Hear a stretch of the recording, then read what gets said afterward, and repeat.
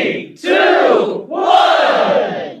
Hello everyone and welcome back to my YouTube channel live with Sakshi. So ये है घर एक कहानी का पार्ट 7 और मेरी सुबह होती है मेरे एक पार्सल के साथ जो कि मुझे बहुत ही सुबह सुबह मिल जाता है, जिसकी अनबॉक्सिंग मैं आपको इसमें ज़रूर दिखाऊंगी और ये बहुत ही ज़रूरी है हमारे लिए।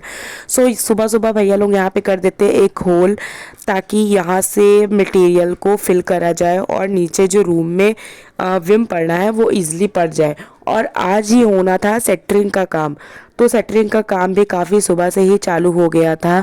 यहाँ पर सेटरिंग इसलिए हो रही है क्योंकि आगे का छज्जा और वॉशरूम और बाथरूम बन जाए। अभी के लिए फ़िलहाल हम लोगों ने यहाँ पर एक स्टूल रख दिया था ताकि किसी को भी चोट ना लगे या फिर किसी का भी गलती से कुछ भी पैर वैर उसमें ना जाए, इसलिए सेफ्टी के लिए हम लोगों ने अभी तक स्टूल यहाँ पे रख दिया था। और मैंने लगाया था एक पैक जो कि बहुत ज़रूरी था इस धूल मिट्टी के लिए। और बुन्नू मेरी खेल रही थी यहाँ पर कोई गेम बॉटलों को रख कर और पता नहीं क्या उन लोगों को समझा रही थी, स्टूडेंट बना के कौन सा गेम खेल रही थी। और बाहर हो रहा था सरिया का कुछ स्क्वायर टाइप में भैया बना रहे थे ताकि ये जो अभी सेटरिंग और वो पिलर फिल होने कॉलम बनने हैं वहाँ पर लग जाए, यूज़ हो जाए। और यहाँ पर पिलर के साथ साथ जो कॉलम और विम का काम होना है वो भी चालू हो गया था। और यहाँ पर हम सब देख रहे थे कि ये सब कैसे हो रहा है, काम क्या चल रहा है। फिर मैं करती हूँ अपना लंच और लंच में मैंने आज खाए छोले पूड़ी। और उसके बाद ये था वो सबसे इम्पॉर्टेंट प्रोडक्ट जो मैंने मीशो से परचेज़ किया था सिर्फ 86 रुपये में, जो कि बहुत ही ज़रूरी था फ़िलहाल के लिए। तो उसके बाद मुझे जाना था किसी काम से, तो मैंने बाहर निकलते हुए ये शॉट लिया था कि बाहर का काम क्या है वो आप तक पहुंचा दूँ। उसके बाद मैं चली गई दीदी के साथ Nakhas market for a some lace की शॉपिंग और फैब्रिक की शॉपिंग। ये वाली लेस 40 रुपीज़ की थी। काफ़ी अच्छा फैब्रिक और मटेरियल नक्खास में आया हुआ है जिसकी वीडियो मैं ज़रूर से ज़रूर अब तो अपलोड करके रहूँगी। मैंने वहाँ का छोटा छोटा क्लिप लिया है। और स्लीपर्स के रेंज भी काफ़ी अच्छे थे, मुझे ये स्लीपर्स काफ़ी पसंद आई। उसके बाद मैंने डॉल्स देखी जो सिर्फ 100 रुपये की थी, बहुत अच्छी थी। और मैं जब घर आई तो मेरे मेकअप के साथ हो रहा था बहुत ही आराम से खिलवाड़। मैं बैठी देख रही थी, मैंने कहा शूट तो कर ही लूँ, उसको बाद में देखती हूँ। इसके रिएक्शंस देखिएगा आप लोग, ये देख नहीं रही है, इसको पता नहीं चल रहा है कि अभी मैं उसको शूट कर रही हूँ। ये आराम से मेरे आई शेडो पैलेट से निकाल निकाल कर सब लगा रही है और इसके रिएक्शन देखिए कि इसको पता चल गया है कि मैं अब शिकायत करूँगी। उसके बाद कुछ दिन के लिए मुझे दीदी के घर आना पड़ गया था क्योंकि सम इमरजेंसी रीजंस, तो मैं उनके पास थी 2-3 दिन के लिए।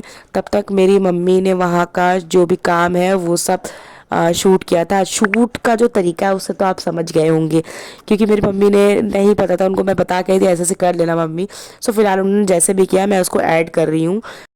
सो जो उस दिन काम हुआ था वहाँ पे सरिया का और सेटरिंग का, तो आज उसको वहाँ पे मतलब फिल करने का टाइम आ गया था, तो सुबह में ही काम लग गया था और मसाला वसाला भरकर भैया लोग मटेरियल बनाकर वहाँ पे फिल करना चालू कर रहे थे, जो कि इस स्पेस पे बनना है वॉशरूम और एक बाथरूम। तो उसका काम बहुत ही तेज़ी में चालू हो गया था।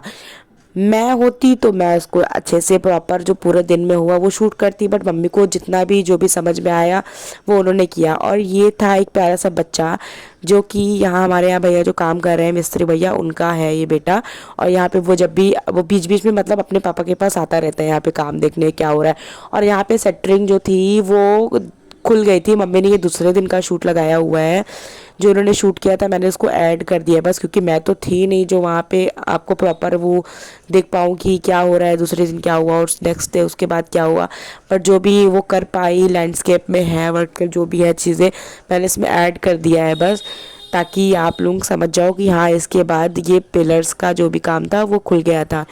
और उसके लिए मैं 2-3 दिन बस भाग कर वहाँ से आई हूँ क्योंकि मुझे पता था काम रुक रहा है, कुछ समझ में नहीं आ रहा है क्या करना है, शूट करना है। उसके बाद मैं जब आई तो मैंने ये सब शूट मैंने किया है यहाँ से। और अब यहाँ पर बनने जा रहा था एक वॉशरूम। सो बेसिकली जो बाथरूम है वो नीचे बन रहा है और जो वॉशरूम है वो ऊपर बन रहा है। सो थोड़ा स्पेस के लिए हम लोग ने ये चीज़ किया था कि हमारा स्पेस वो बच जाए। तो और यहाँ पे हो गई थी एक बहुत बड़ी ट्रेजेडी। जो यहाँ पर आप सामने वाला ये देख रहे हो जहाँ पे छोटे छोटे स्मॉल टीटे लगे, यहाँ पे इन्होंने पूरा दीवार ऑलरेडी बंद कर दिया था। और मुझे यहाँ पे चाहिए थी बालकनी के लिए जो एक रेलिंग टाइप में होती है वो लुक चाहिए था, और इन्होंने पूरा लगा दिया था ईंटें।